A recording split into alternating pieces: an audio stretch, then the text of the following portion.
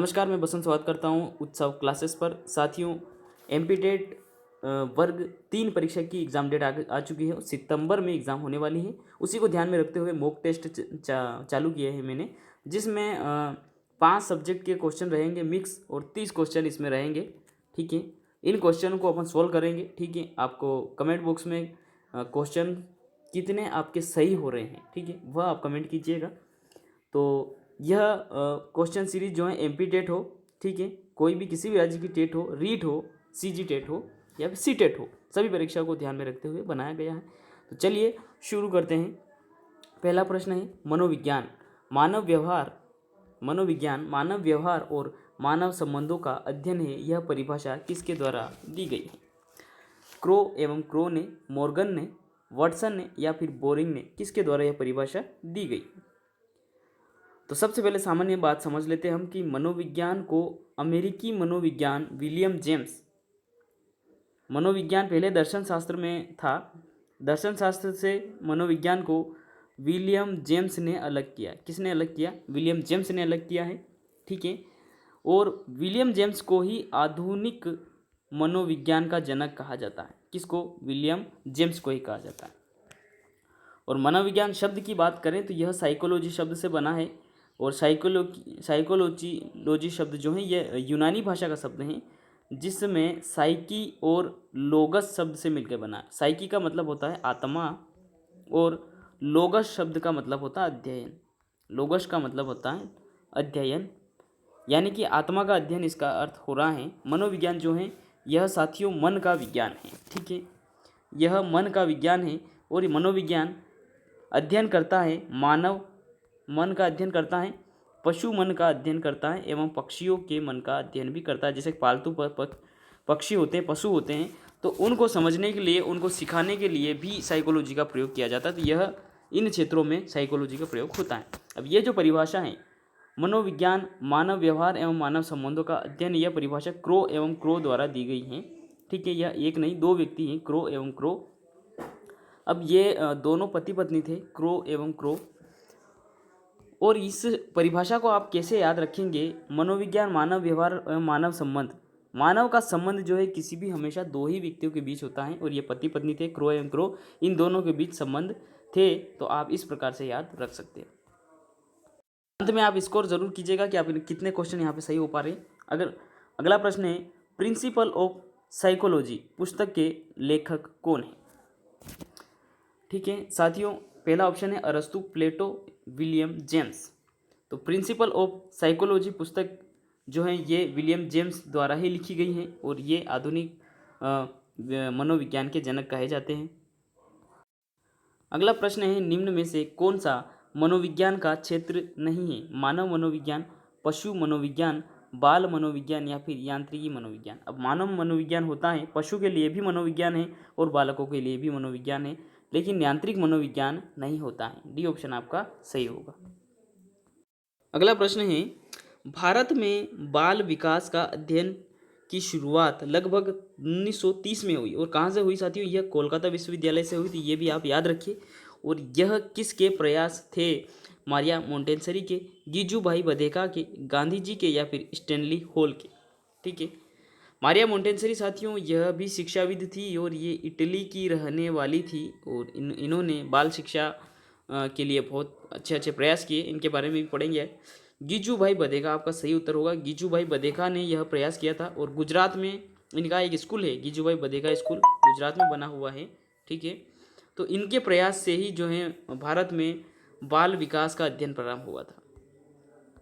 अब ये question series आपके 30 प्रश्नों की है, और इसमें मैंने 5 सब्जेक्ट सम्मिलित किए हैं, जिसमें बाल विकास, शिक्षा शास्त्र एवं हिंदी है, संस्कृत है, गणित इसमें सम्मिलित है, और पर्यावरण के क्वेश्चन भी इसमें सम्मिलित हैं। यानी 6 क्वेश्चन मैंने सभी के कक्षाओं के सभी विषय के इसमें सम्मिलित किए हैं। अब आगे बढ़ते हैं। अगला प्रश्न है अभिवृद्धि, ग्रोथ के विषय में असत्य कथन कौन सा है? ठीक है, अभिवृद्धि एक निश्चित आयु तक चलने वाली प्रक्रिया है। अभिवृद्धि शारीरिक होती है, अभिवृद्धि का निश्चित क्रम होता है, या फिर अभिवृद्धि स्पष्ट दिखाई देती है। अब आप सही कीजिए कि कौन सा सही होगा। ठीक है, तो आपका सही उत्तर जो हो रहा है वो हो रहा है अभिवृद्धि का निश्चित क्रम होता है, नहीं होता है। अभिवृद्धि जो है साथियों यह मात्रात्मक होती है, मतलब यह वजन, शरीर में होने वाले परिवर्तन, शारीरिक परिवर्तन से संबंधित है, इसलिए यह निश्चित क्रम नहीं होता है। आयु के अनुसार वृद्धि तेज हो जाती है, ग्रोथ तेज हो जाती है, धीमी हो जाती है, तो इसका कोई निश्चित क्रम नहीं होता है। अगला प्रश्न है, ईवी यानी इवान विस्की हर्लोग के अनुसार विकास के विभिन्न आयाम में वह संधि की आयु क्या है? 12 से 14 वर्ष, 18 से 21 वर्ष, 14 से 2 वर्ष या फिर 3 से 6 वर्ष, डी वाला ऑप्शन। ठीक है, अब साथियों आयु का जो सबसे मानक जो विभाजन किया है आयु आयाम का, तो वह हर्लोग द्वारा ही किया गया है। ठीक है, ये आप याद रखिएगा। तो 3 से 6 वर्ष की जो आयु होती है वो कौन सी आयु होती है? पूर्व बाल्यावस्था होती है। 3 से 6 वर्ष की आयु होती है पूर्व बाल्यावस्था। ठीक है, उसके बाद 14 दिन से 2 वर्ष की जो आयु होती है वह बचपनावस्था की आयु होती है। बचपनावस्था की आयु होती है, यह भी आप याद रखिएगा। इसके अलावा जो 18 से 21 वर्ष की जो आयु हैं वह होती हैं 18 से 20 वर्ष की आयु जो होती है वह होती है उत्तर किशोरावस्था। उत्तर किशोरावस्था की आयु होती है। और 12 से 14 वर्ष की आयु जो यह होती है वय संधि। ठीक है, वय संधि जो है यह किशोरावस्था के पहले की आयु होती है। किशोरावस्था की पहले की आयु वय संधि 12 से 14 वर्ष। अगला प्रश्न है, परिवार एक गृहस्थ समूह है जिसमें माता पिता और उनकी संतान साथ साथ रहते हैं। यह परिभाषा किसके द्वारा दी गई है? कर्वे की, लूसी मेयर की, क्लेयर की, मैकइवर पेज की। परिवार एक गृहस्थ समूह है जिसमें माता पिता और उनकी संतान साथ साथ रहते हैं। यह परिभाषा जो है लूसी मेयर द्वारा दी गई है। प्रश्न है, एकाकी परिवार बनने का कारण नहीं है, यानी एकाकी परिवार जो है, एकल परिवार, वो किस वजह से बन रहा है? जनसंख्या वृद्धि से बन रहा है, बिल्कुल सही है। रोजगार हेतु प्रवसन, यानी रोजगार के लिए लोग बाहर जाते हैं, गांव से शहर जाते हैं। सामाजिक बदलाव जो हो रहा है, आधुनिकीकरण हो रहा है समाज का। ठीक है, उसमें अलग अलग परिवर्तन आ रहे हैं जिसमें रिश्ते कमज़ोर होते जा रहे हैं। सामाजिक बदलाव, शिक्षा की कमी इसका कोई मुख्य कारण नहीं है। ठीक है, तो ये उत्तर आपका सही होगा, क्योंकि शिक्षित लोग भी एकल परिवार में निवास करते हैं और अशिक्षित लोग भी एकल परिवार में निवास करते हैं, इसलिए यह गलत होगा। अगला प्रश्न है, निम्नलिखित में से अकेशुरुकी जंतु हैं? मत्स्य, मेंढक, पक्षी या केकड़ा। सबसे पहले ये समझिए कि अकेशुरुकी क्या है। मतलब जिनमें रीढ़ की हड्डी न हो, रीढ़ की हड्डी न हो वो अकेशुरुकी। और केशुरुकी जंतु जिनमें रीढ़ की हड्डी पाया जाती है। मत्स्य मछली में भी रीढ़ की हड्डी होती है, मेंढक में भी होती है, और पक्षी जो हैं सभी उनमें भी रीढ़ की हड्डी होती है, लेकिन केकड़ा में रीढ़ की हड्डी नहीं होती। अगला प्रश्न है, फूलों की घाटी नेशनल पार्क कहाँ स्थित है? उत्तराखंड, कर्नाटक, तमिलनाडु या फिर केरल में। फूलों की घाटी जो है यह उत्तराखंड में स्थित है। और एक कंफ्यूजन होता है कि शांत घाटी कहाँ है।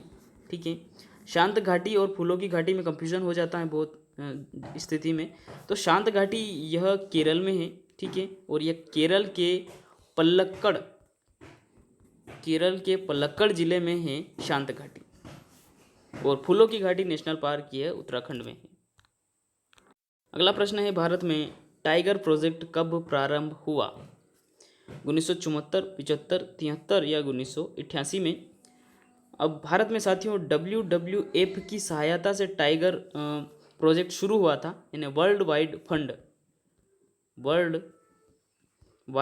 फंड द्वारा, WWF द्वारा टाइगर प्रोजेक्ट शुरू हुआ था। और यह 1973 में प्रारंभ हुआ था। कान्हे जो है मध्य प्रदेश में जो कान्हा किसली टाइगर रिजर्व हैं, यह पहली बार जो है टाइगर रिजर्व में सम्मिलित किया गया था। अगला प्रश्न है, रेड डाटा बुक का प्रकाशन किस संस्था द्वारा किया जाता है? अब रेड डाटा बुक क्या है? रेड डाटा बुक वह एक संस्था है जो कि वे जंतु जो विलुप्त होने की कगार पे हैं उनका जो है विवरण रखा जाता है, उसे रेड डाटा बुक कहा जाता है। यह एक संस्था है और इस संस्था को सन 1972 में स्थापित किया गया है। और इसे विश्व प्रकृति संरक्षण संघ या भारतीय प्रकृति संरक्षण, विश्व स्वास्थ्य संगठन या यूनेस्को द्वारा, तो इसे विश्व प्रकृति संरक्षण संघ द्वारा स्थापित किया गया है। अगला प्रश्न है ह्रस्व स्वरों की संख्या कितनी है, 3, 4, 5 या 6। ह्रस्व स्वर मतलब कि उच्चारण में कम समय लगना, उच्चारण में कम समय लगता है, वह ह्रस्व स्वर कहलाते हैं। अब ह्रस्व स्वर कितने प्रकार के होते हैं मैं लिख के बता देता हूँ एक बार। अ, छोटी ई, ऊ, री, ये ह्रस्व स्वर होते हैं जिनके उच्चारण में कम समय लगता है, अ, ई, ऊ, री। तो आपका सही उत्तर होगा बी वाला 4। अगला प्रश्न है कौन सा वर्ण स्पर्श संघर्षी नहीं है, यानी कि जिसको उच्चारित करते समय अपनी जो जीभ है उसका मुख में स्पर्श होता है और संघर्ष होता है, यानी घर्षण पैदा होता है।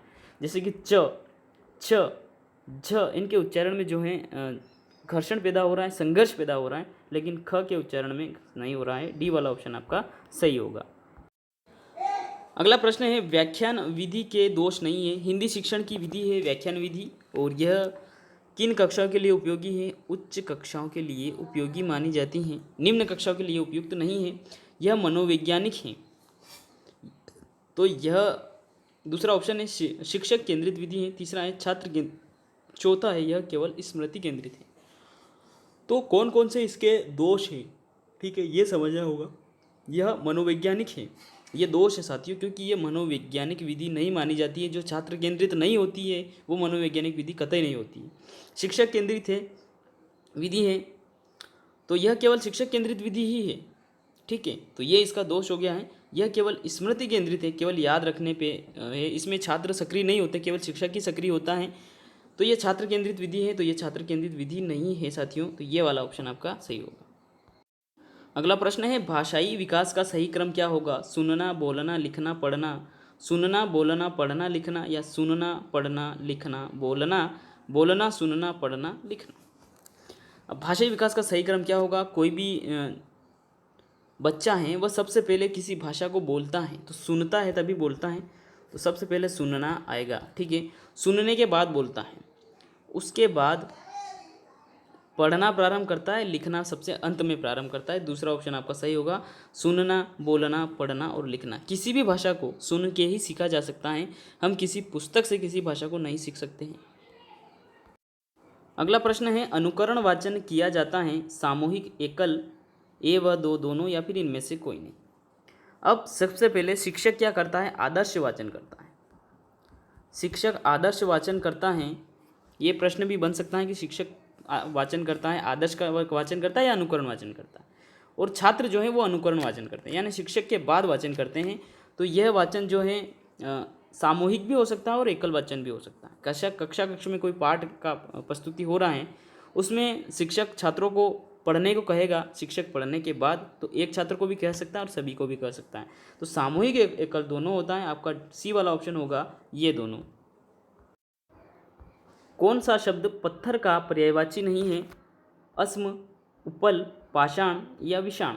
अस्म यह पत्थर का पर्यायवाची है, उपल भी और पाषाण भी पत्थर का पर्यायवाची है, लेकिन विषाण शब्द जो है यह पत्थर का पर्यायवाची नहीं है।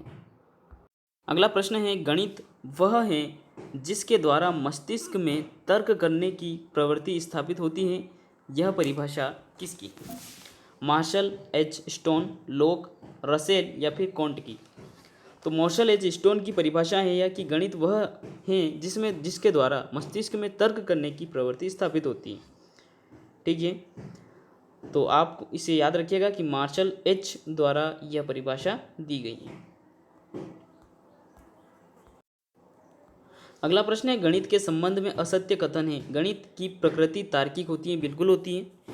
गणित एक यथार्थ विज्ञान है, यानी कि सत्यता पर आधारित, एग्जैक्ट, यथार्थता पर आधारित। गणित में मूर्त चिंतन की प्रधानता होती है। गणित में के अध्ययन से छात्रों में आत्मविश्वास पैदा होता है। जैसे कि हम कोई सवाल हम सोल्व कर लिया तो छात्रों में आत्मविश्वास पैदा होगा कि मैं और भी कुछ कर सकता हूँ, ठीक है। गणित में मूर्त चिंतन नहीं होता, गणित में अमूर्त चिंतन होता है, यानी कि वह चीज़ मूर्त यानी जो दिखाई देता है हमें, और अमूर्त यानी जो दिखाई नहीं देता। तो गणित में हमें कुछ दिखाई नहीं देता, हम केवल चिंतन के आधार पर ही जो है सवाल को हल करते हैं। अगला प्रश्न है राष्ट्रीय पाठ्यचर्या की रूपरेखा एनसीएफ 2005 की अनुशंसा के अनुसार प्राथमिक विद्यालयों का गणित पाठ्यक्रम छात्रों के प्रतिदिन के अनुभव से संबंधित होना चाहिए। ठीक है, छात्रों के प्रगामी गणित के लिए तैयार करने वाला होना चाहिए, या फिर कार्यविधि ज्ञान केंद्रित होनी चाहिए, या गणितीय संकल्पनाओं में कठोरता देने वाली। अब साथियों यहाँ पे समझिए कि एनसीएफ अगर आपने पढ़ा है तो यही आप जवाब दे पाओगे। एनसीएफ ने क्या कहा है? एनसीएफ ने कहा है कि जो पाठ्यक्रम जो हैं वह छात्रों के प्रगामी गणित के लिए तैयार करने वाला होना चाहिए। कौन सा? बी वाला ऑप्शन होगा सही, कि छात्रों के प्रगामी गणित के लिए तैयार करने वाला होना चाहिए। यहाँ पे थोड़ी सी मिस्टेक हमने की है, गलत ऑप्शन होगा ये वाला जो मैंने आपको बताया है।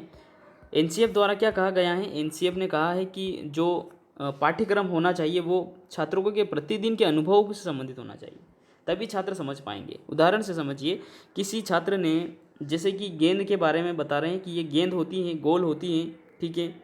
अगर छात्र ने गेंद को नहीं देखा है तो वह उस बात को नहीं समझ पाएगा, अधिगम जो है वह प्रभावी नहीं होगा। लेकिन छात्र ने गेंद को देखा है, शिक्षक एक ही बार कहेगा और छात्र समझ लेगा, यानी कि उसको बोध हो जाएगा, ठीक है, शब्द का बोध हो जाएगा। इसलिए प्रतिदिन के अनुभव से संबंधित होना चाहिए, मतलब पाठ्यक्रम जो है बच्चे के परिवेश से संबंधित होने चाहिए, उसके आसपास के वातावरण से उसका संबंध होना चाहिए। अगला प्रश्न है, निम्न समुच्चयों में से कौन सा गणित में प्रश्न हल करने का कौशल है? कंठस्थ करना। गणित में कंठस्थ किस प्रकार से होगा? कंठस्थ नहीं किया जा सकता, रटा नहीं जा सकता, असत्य होगा। प्रयत्न त्रुटि विधि, चित्रांकन और कंठस्थ करना शब्द यहाँ भी आ रहा है तो ये गलत हो जाएगा। चित्रांकन करना, चित्र का अंकन करना। डी वाला ऑप्शन है विवेचन करना, चर का प्रयोग करना। जो सवाल हल किया जाता है एक से दूसरे क्रम में हल किया जाता है, चर का प्रयोग किया जाता है। प्रतिरूप देखना, ठीक है, यानी कि जो सवाल हमने सोल्व किया है, जिस सवाल को हम हल कर रहे हैं उसके प्रतिरूप यानी उसके समान कोई दूसरा सवाल हल करेंगे तो ये प्रतिरूप देखना। तो ये सारी जो हैं गणित हल करने की कौशल होते हैं। सी वाला ऑप्शन आपका सही होगा। अगला प्रश्न है, गणितीय अध्यापन को प्रभावी बनाने के लिए कौन सी विशेषताएं नहीं हैं?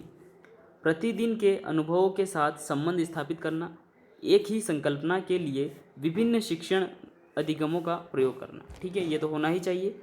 एक नई संकल्पना का परिचय देने के लिए समय के नियम कठोरता का पालन करना चाहिए। छात्रों के प्रतिरूपों पर केंद्रित होना चाहिए, ठीक है। तो अभी प्रतिरूप के बारे में मैंने आपको अभी बताया तो ये सही होगा, ठीक है। कौन सी विशेषता नहीं होनी चाहिए, ये भी इसकी विशेषता है। और कठोरता का पालन, यानी कि नई कोई संकल्पना है तो उसको समझने के लिए कठोरता का पालन करना होगा, तभी संकल्पना को समझ पाएंगे। एक ही संकल्पना के लिए विभिन्न अलग अलग प्रकार से उसको समझाने का प्रयास किया जाना चाहिए। और प्रतिदिन के अनुभव के साथ संबंध स्थापित करना, यह जो है विशेषता नहीं है, क्योंकि जो गणितीय अवधारणा होती है वह एक समान नहीं होती है, उसमें सभी जो सवाल होते हैं सभी अलग अलग होते हैं और वह प्रतिरूपों पर आधारित होते हैं। अगला प्रश्न है, विद्यालयों में गणित शिक्षण का मुख्य लक्ष्य है बच्चों का गणित से मनोरंजन करना, बच्चों को रोजगार योग्य बनाना, पाठ्य पुस्तक के लिए प्रश्नों को हल करवाना, बच्चों की विचार प्रक्रिया गणितीकरण करना, ठीक है। बच्चों की गणित मनोरंजन नहीं होगा। बच्चों का रोजगार योग्य शिक्षा जो है, बच्चों को रोजगार योग्य जो है वर्तमान शिक्षा है, यह बहुत ही अलग शिक्षा व्यवस्था है साथियों। यह रोजगार योग्य बना के नहीं छोड़ती है, इसके लिए आपको कुछ न कुछ सीखना होगा, सीखना पड़ेगा। सीधी आप रोजगार आपको सीधा नहीं मिलता है। पाठ्य पुस्तक के लिए प्रश्नों को हल करवाना, ठीक है, प्रश्नों को हल करवाना केवल उद्देश्य नहीं है, बच्चों के विचार प्रक्रिया का गणितीकरण करना यही सत्य होगा। आपको ये समझना है कि सबसे बेस्ट, सबसे अधिक प्रभावी जो ऑप्शन वो कौन सा है, वही आपका सही होगा। क्वेश्चन आपके संस्कृत से आए हैं। महेश्वर सूत्रों की संख्या होती है 20, 12, 14 या फिर 13 होती है। तो महेश्वर सूत्रों की संख्या जो है साथियों वे होती है कितनी? 14 होती है महेश्वर सूत्रों की संख्या, ठीक है। महेश्वर सूत्रों को ज़रूर मैं आपको अगली क्लास में समझा दूंगा, ठीक है। अब आगे बढ़ते हैं अगले प्रश्न की ओर। जो कौन कौन से होते हैं वो सारे सूत्र में लिख के लाऊंगा। संस्कृत में वर्ण भेद के कितने प्रकार होते हैं? 2, 3, 4 या फिर 5? देखिए आप समझिए, स्वर और व्यंजन ये दो वर्ण के भेद होते हैं, ठीक है। और संस्कृत में जो है वर्णों की संख्या, स्वरों की संख्या 13 है और व्यंजन कितने हैं? 33 व्यंजन हैं। ठीक है। स्वर वे होते हैं जो कि स्वतंत्र रूप से उच्चारित होते हैं, किसी की सहायता से उच्चारित नहीं होते हैं। लेकिन व्यंजन जो हैं ये स्वरों की सहायता से उच्चारित होते हैं, जैसे कि क है। ठीक है, ज़रा सा मैं लिख के बताता हूँ। जैसे क व्यंजन है, अगर इसको आप स्वर रहित करेंगे तो क्या हो जाएगा? क प्लस अ हो जाएगा। यानी कि क का उच्चारण हम स्वर के सहायता से कर रहे हैं।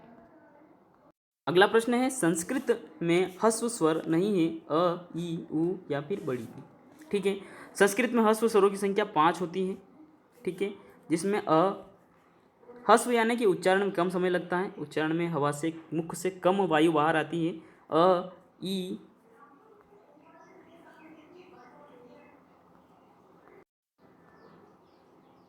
इसमें कौन कौन से हैं? अ, ई और उ एवं री और ली, ये 5 ह्रस्व स्वर होते हैं संस्कृत में। तो संस्कृत में ह्रस्व स्वरों की संख्या कितनी होती है? 5 होती है, लेकिन हिंदी में 4 ही होती है। ठीक है, तो आपका डी वाला उत्तर सही होगा, क्योंकि ई जो है यह ह्रस्व स्वर नहीं है, ये दीर्घ स्वर है। कौन सा स्वर है? दीर्घ स्वर है। अगला प्रश्न है, धात्री ऐश्वर्यम इति शब्दयों संधि रूपम की शात, यानी कि धात्री प्लस ऐश्वर्य, इसका संधि क्या होगा? इन शब्दों का जो है आप अगर मेल करेंगे तो उसका संधि क्या होगी? ठीक है, संधि का मतलब होता है मेल होना। ठीक है, 2 वर्णों का मेल होता है संधि में, और समास में 2 पदों का मेल होता है। पहला है धात्रेश्वर्यम, धात्रीश्वर्यम, धात्रेश्वर्यम, धातु ऐश्वर्यम। तो आपका सही उत्तर होगा पहला वाला, धात्रेश्वर्यम, ये इसका संधि होगा। पहला ऑप्शन आपका सही होगा। अगला प्रश्न है, निम्न में कारक नहीं है, संबंध, कर्म, करण, अधिकरण।